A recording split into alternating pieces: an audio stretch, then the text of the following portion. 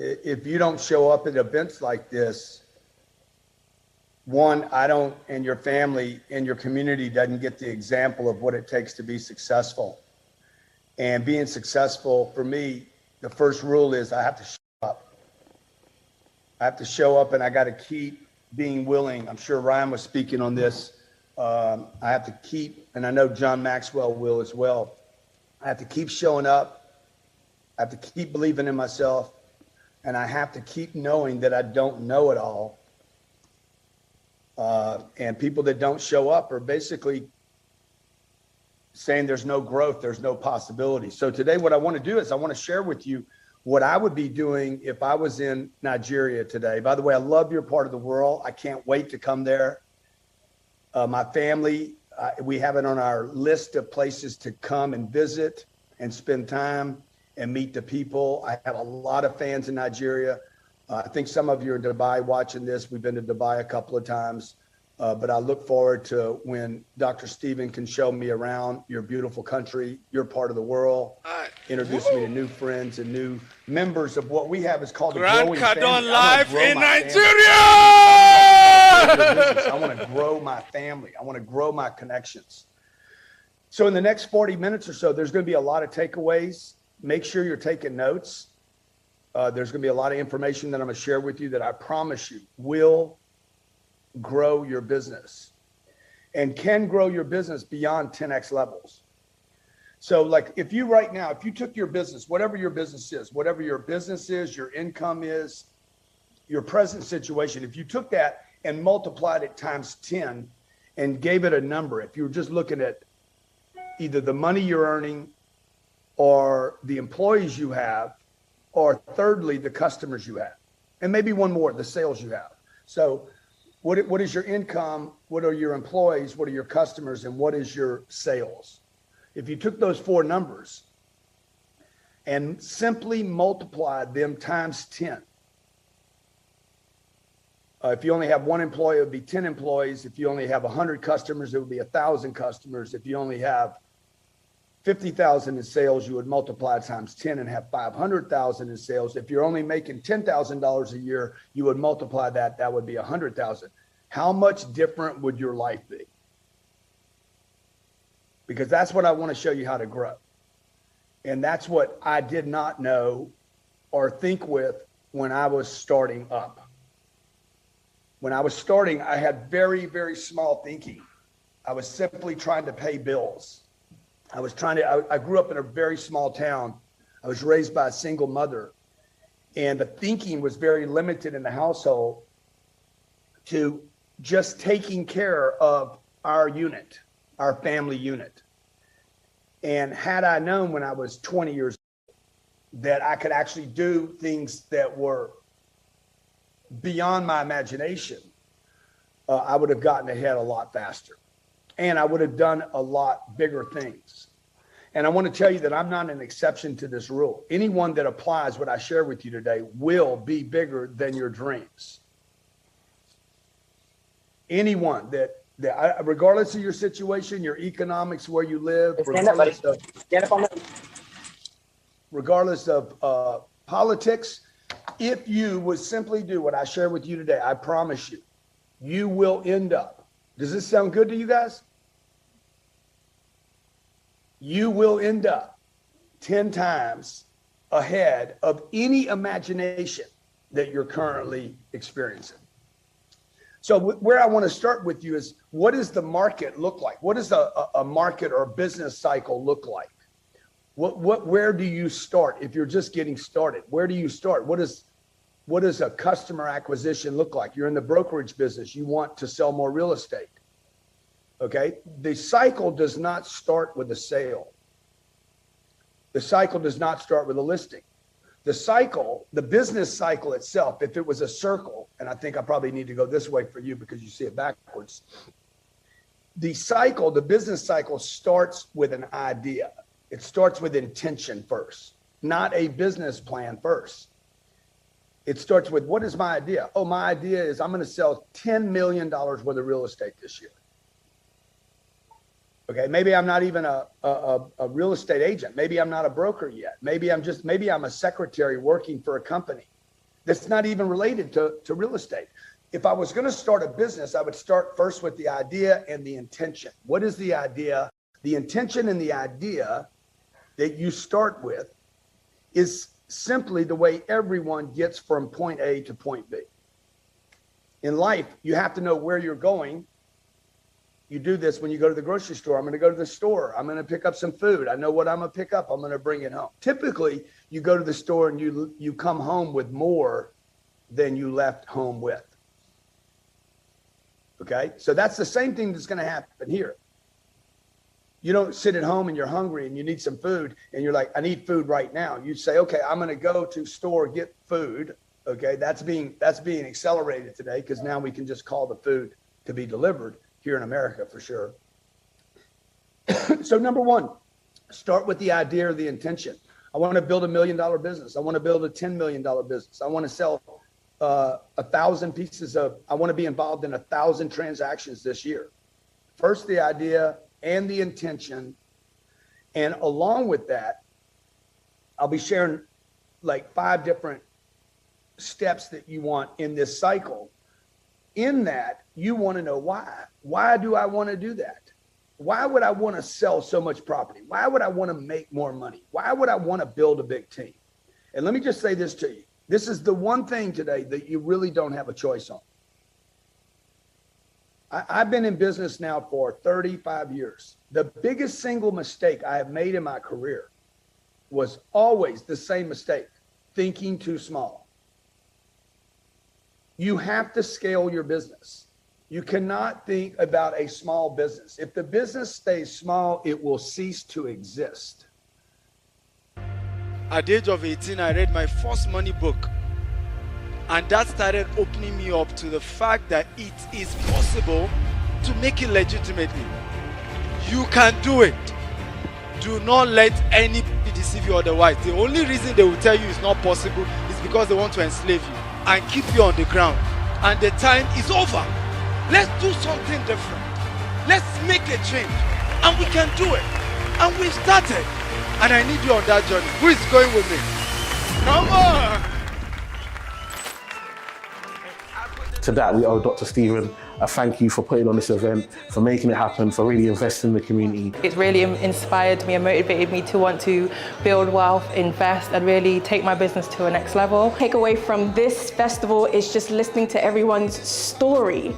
And so far, everyone's story has really been very impactful. All this designer on my body got me drip, drip. Yeah, straight up. But I'm very excited to speak to you all today, to talk to you about my life, my career, and how I sell over $1 billion in real estate every single year. And this year, I think we'll do 2 billion closed. So it's very, very busy and it is very active. Now, for those of you who don't know me, I am the CEO and founder of Serhant, which is the newest and most exciting real estate firm in the United States. We're based in New York City. But I spent the last 12 years growing my career from a struggling actor. That's why I moved to New York in the first place, because I wanted to do theater. I wanted to do Broadway, and it didn't work out. And I ran out of money, and I had to get a job. And instead of being a bartender or a waiter or getting some sort of temporary work, I got my real estate license because a friend told me to. And this was in 2008. And my friend said, if you get your real estate license, you can be an entrepreneur. You can be your own boss. You can be your own CEO. You can do whatever you want all day long. You answer to no one. So if you want to sell one house and then do whatever you want the rest of the month, go for it. If you want to sell 1,000 houses and just be the best in the business, you can do that too. And I didn't really want to sell 1,000 houses at the time. I just wanted to pay my rent. I just wanted to pay my bills. And I was 24 years old. But I became addicted to the business. I became addicted to the game. I became incredibly excited at the idea that the harder I worked, the luckier I became. I would work even harder and I would get even luckier. Then I'd work even harder and I would get even luckier. And I learned the process of how to sell real estate, how to sell anything, and how to build a sales career. And pretty quickly, I became the #1 real estate agent in the world. I led the #1 sales team in New York City for multiple years in a row. And I've now written books. I have TV shows. If you follow me on social media, on Instagram or on YouTube, my company has the most followed and subscribed to real estate brand in the world. And we sell that way. But when I started my career in sales, it was like I was given keys to a nice, shiny new car, but I had no idea how to drive it. I was really excited. It was beautiful. This is amazing. I've been waiting my whole life for something this cool. But what do I do? If I get in, am I going to kill somebody? Am I going to crash and burn? I don't want to wreck the car, so maybe I don't even use it. And it was clear that a career in sales could take me places, but I had no roadmap. There's no training. There's old training, but it didn't help whatsoever. And so for me, it was trial by error, followed by more trial by error. And then, wow, that went well. That deal worked. Only to find myself then lost again the next day. And so my first couple years in the real estate business were very much a roller coaster. I would do it, I'd feel excited on Monday, and then by Friday, I would work and be excited and then sad, and then excited and then sad. And I wanted to figure out a way and I remove the roller coaster from the business so I could just go up, no matter what the market does, no matter what the government does, no matter what my clients do. I just want to be on an upward trajectory. But to do that, I have to really hone my skill.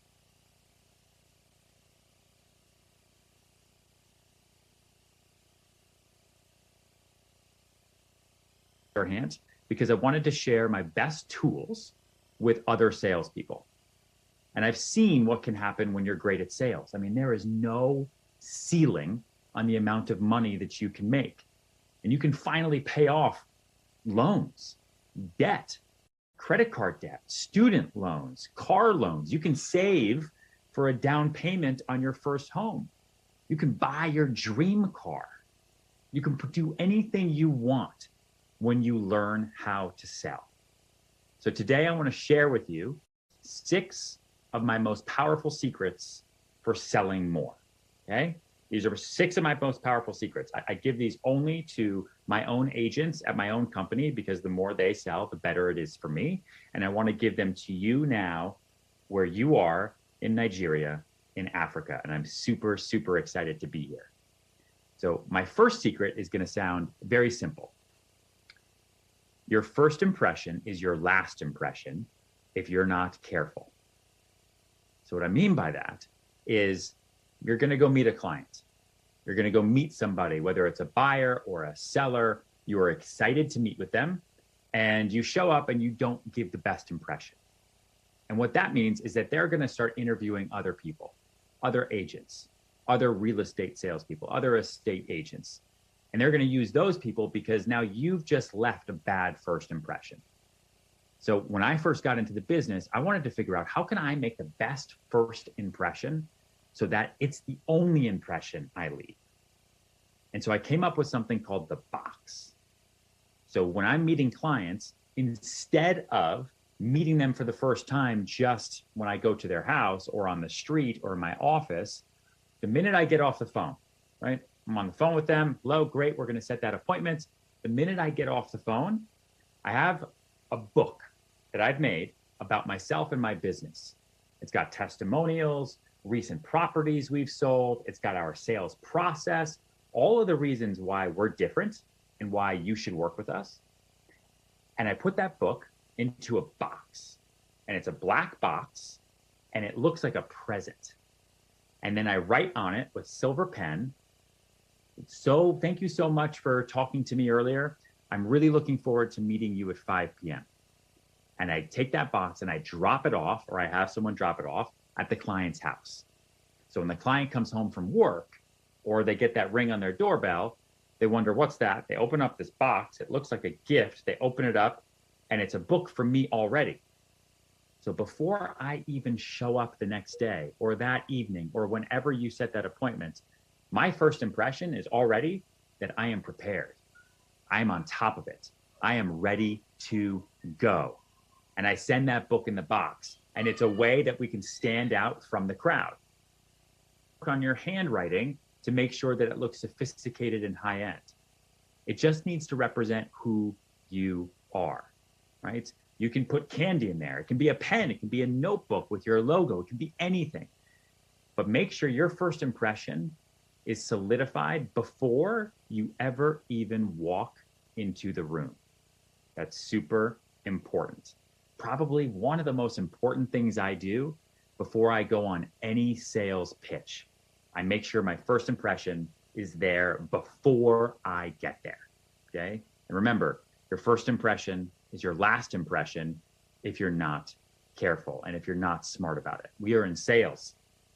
This right here, this is my office. I am my walking first impression, my walking office. We're not bankers. We're not meeting at a bank, right? We don't sell computers. We don't have that product right in front of us. We are selling ourselves. Make sure everybody, because we are first in the race. So that's secret number one. And most people think it's common sense, but then they just don't do it. And then they wonder why they're not as successful for the rest of their career. So try that one. The Global Wealth Festival has been the ultimate destination for wealth creation knowledge for years. We've had gurus like Ryan Serhant, Grant Cardone, John Maxwell, Dan Locke, and Brian Tracy. These are the minds that have graced our Global Wealth Festival stage. But it's not just about the names, it's about the knowledge, the inspiration, the life-changing connections you make. Imagine yourself in that crowd, surrounded by like-minded individuals, hungry for success, learning from the best in the business, and discovering new opportunities. This is your chance to be part of something extraordinary. The Global Wealth Festival is back again. Are you ready to rewrite your story? Tickets are selling fast. Visit www.stephenakintayo.com/GWFUSA to get your tickets now.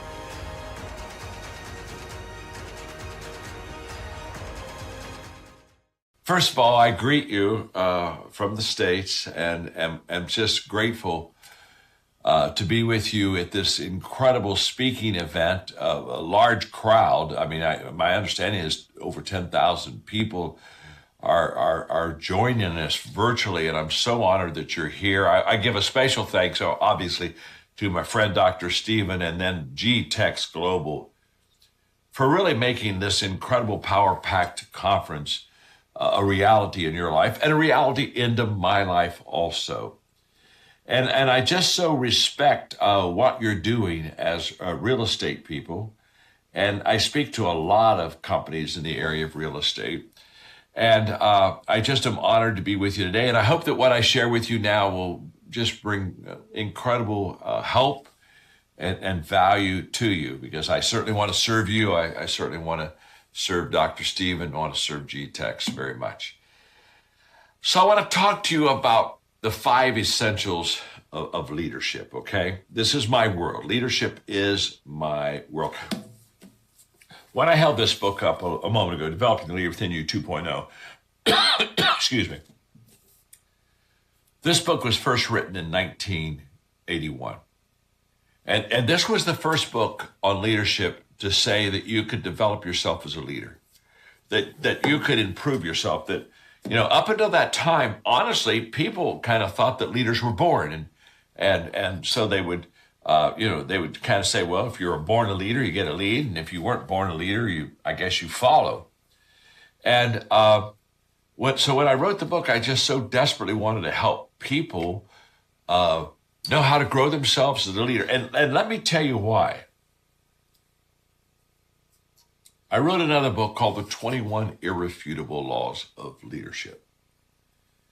And I'll use as a foundation for my talk with you today 2 of those laws, okay? There are 21, so you get 2. And the first law is what I call the law of the lid. And the law of the lid just simply says how well you lead determines how well you succeed. So now let's talk about real estate for a moment. I know what you do. You show properties, you help to sell properties, you help people find homes. You help people find places for offices. You do a very honorable, good work. So the question is, how do you get to the top of the real estate market? How do you excel in your business? And my answer is, you excel in your business by, first of all, knowing real estate and being good in real estate, obviously. But the tipping point for you is going to be not your real estate experience, but your leadership experience. How well you lead people is life-changing. Everything rises and falls on leadership. That's true in business, that's true in education, that's true in government, that's true in religion. Everything rises and falls on leadership. I have carried that message around the world for 40 years. And it has been proven over all these years to be a true statement. That if you want to improve your business, improve your leadership. In fact, the law of the lid, how well you lead determines how well you succeed, can be visually taught. And I want to do that with you right now, if I can. So let's say I'm an average leader. Okay, let's say I'm at the brokers conference in Nigeria and Dubai and around the world, wherever you are. And by the way, it's just so good to be with you. Thank you for having me. But let's just say that you're an average leader, okay? And from a 1 to a 10, you're a 5, okay? And so I'm going to visually say that this hand represents my leadership lid. This is how well John Maxwell leads, okay? This would include my leadership abilities and my leadership experience. I'm a 5. Out of a 1 to a 10, I'm an average leader, and my leadership lid is at a 5. Now, here's what I want you to know about your business. Let's say this hand represents my business, my real estate company. If my leadership is a 5, my real estate company, my business will come under that lid, but cannot go higher.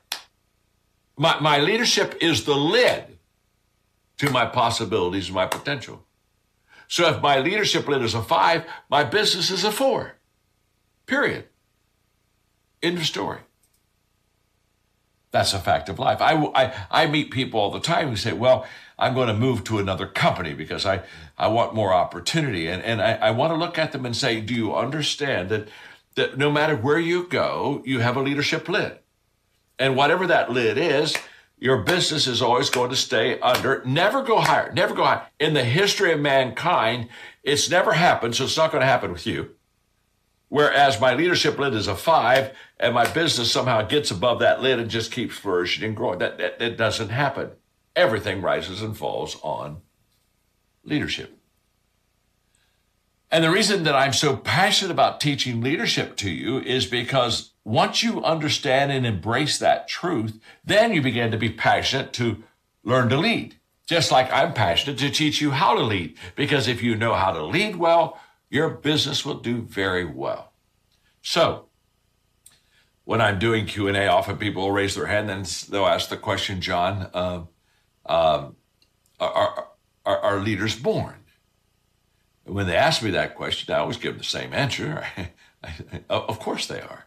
I mean, think about that question. Are leaders born? Well, of course they are.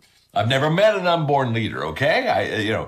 Now, what they're asking is not, are leaders born? What they're really asking is, when people are born, are there certain people that have leadership gifts, and because they have those gifts, they go to the front of the line, just as some people don't have leadership gifts, so they go to the back of the line. That's what they're really asking.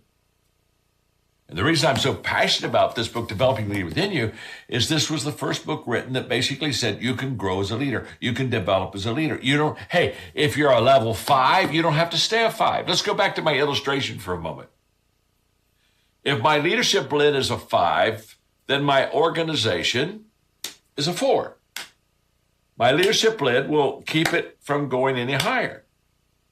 But we just discovered that you can develop yourself as a leader. You can learn, you can grow, you can increase your leadership skills. So what that means is I can go from a 5 over time to a 6, to a 7. I don't know. Maybe after a certain amount of time, I can get to an 8. Now, the moment I lift my leadership lid, what do I do for my company? What do I do for my business? What do I do? I now give it room to grow from a 4 to a 5 to 6 to a 7. You see, your business will follow your leadership. Your business will be as good as your leadership is. Your business will be as big as your leadership is. That's why you want to be passionate about growing and developing as a leader. Life isn't always easy. For many, it starts with challenges, setbacks, and the harsh reality of poverty. But within every struggle lies the seed of potential, waiting to be nurtured. Imagine waking up every day with a dream so vivid, it fuels you to push beyond your circumstances. Every obstacle is a lesson. Every setback is a stepping stone. The journey from poverty to success is paved with hard work, perseverance, and a relentless belief in oneself. Today, we gather the brightest minds, industry leaders, and visionaries from around the globe to explore the future of wealth creation and financial empowerment. From investment insights to entrepreneurial breakthroughs, this conference is your gateway to unlocking new possibilities. Welcome to the Global Wealth Festival 2024. To that, we owe Dr. Stephen a thank you for putting on this event, for making it happen, for really investing in the community. It's really inspired me and motivated me to want to build wealth, invest, and really take my business to a next level.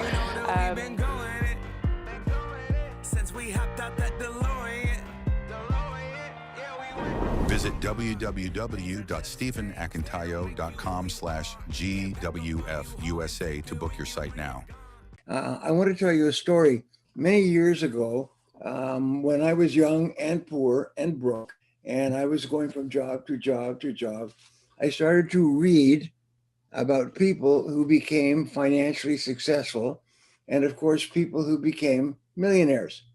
So one day I decided I'm going to be a millionaire as well.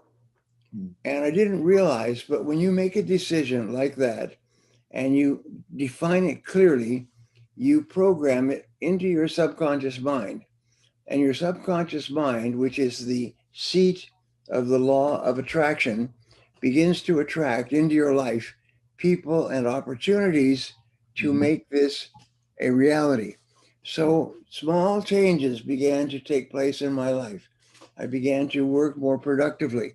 And as you know, many years later, I wrote Eat That Frog, but I've also written 10 other books on personal productivity. I began to set goals. I began to upgrade my skills, and every little change in income. Within 5 years, I was a millionaire. I couldn't believe it. Now, here's something that I learned, is that the first million is hard. It's very difficult to achieve, but the second million is almost automatic. Almost automatic, because it's sort of like playing a game of chess, and you've never played before, so you learn how to do it, and you just become better and better and better, and it becomes easier and easier for you to win in the game. And so what I found was that Jim Rohn, my friends used to say that becoming a millionaire is not what is most important. Or having $1 million, he said, it's becoming a millionaire because it changes your personality completely. And you may lose the money. And many millionaires, the statistics have been broke 2.4 times or more. And then they just earned it back. There are many billionaires, and a billionaire is 1,000 million. Is that correct? Yes.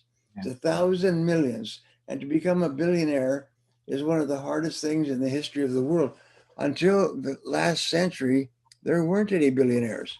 The first billionaire, I think, was John Paul Getty, the oil billionaire. And 10 years later, pardon? John D. Rockefeller. Yes, John D. Rockefeller became a millionaire. And now there are almost 3,000 billionaires in the world, including in Nigeria. And so the first person to earn $1 billion was almost like a miracle. And the second one is not so difficult. And then the third one is not so difficult. And now the richest man in the world, Jeff Bezos, has a worth of more than $200 billion. 200 billion, which is unbelievable. To become a millionaire with $1 million is 1,000 million, but to have $200 billion in your bank account is just like a miracle.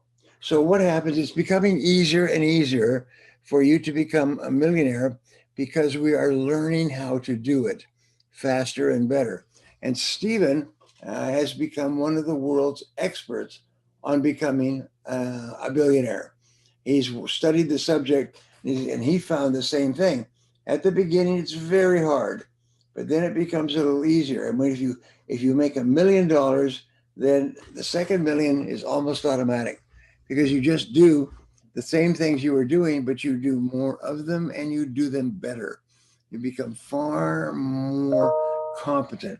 And so that's what we will talk about here. So I was looking at my notes, and we say, where do people become millionaires from? Well, they become in manufacturing, they become in real estate, retail. Everywhere you look, you see businesses.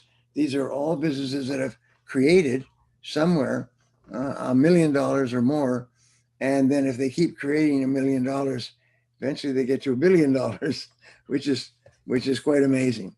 So I've looked at my notes here, and we say the key to business success has always been the same.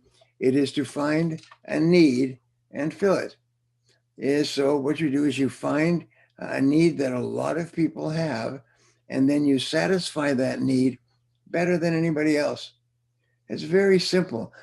So you take Jeff Bezos, for example. Well, where did Jeff Bezos start 17 years ago? Well, he started off delivering books.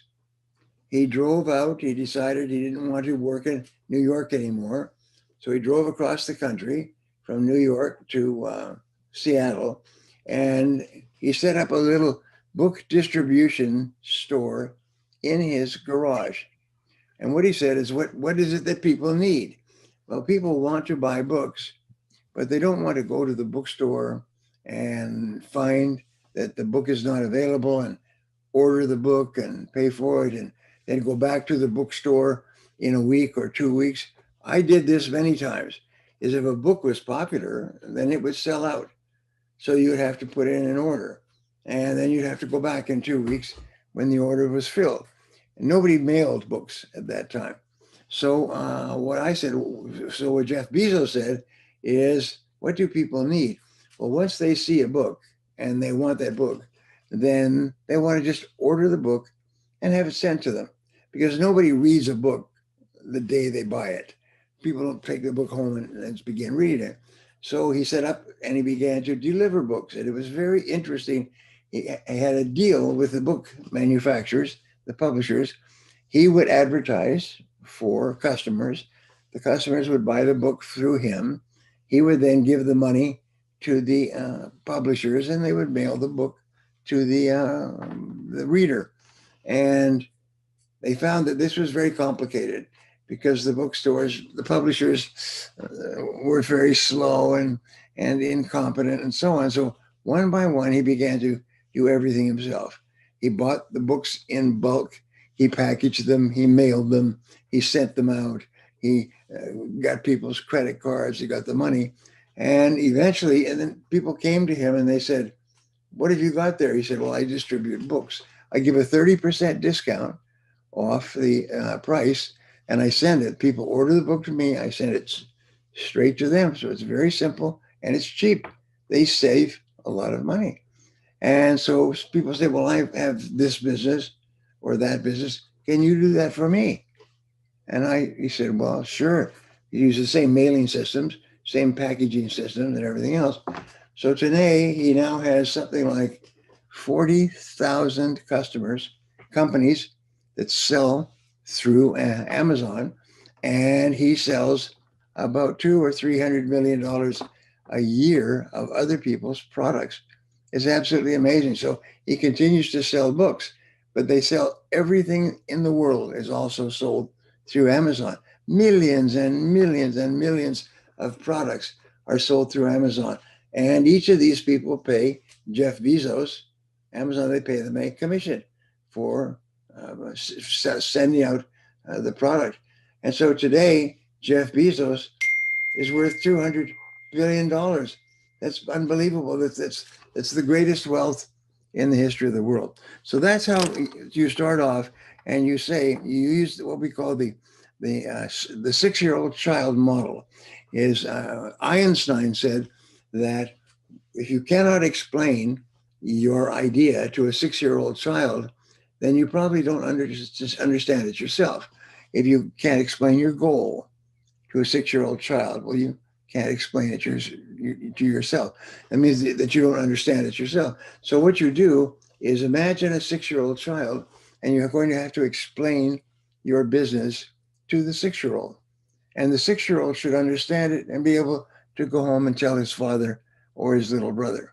And that's what you need to do to be successful. So, hi, my name is Maria Balogun Israel. Ibrahim Brahman, I'm a property investor. And I just want to thank Dr. Stephen Akintai and all the guest speakers. Little did I know I'd be in the room with billionaires. I was on the panel, I'm able to share my story, which from feedback people have taken inspiration from. But the big thing about this event is not just about inspiration, it's about turning that inspiration into action. Inspired me and motivated me to want to build wealth, invest, and really take my business to the next level. And my opinion has changed 360 degrees. So I'm giving you a very honest opinion. And the reason why, because the host, Dr. Stephen, he has put on a fabulous event, and every speaker that has spoken into my life. Opportunity, and I appreciate you all so much. Thank you, Dr. Stephen. So much for this opportunity. God bless you. To be here and to be able to share this with you all right now. Visit www.stephen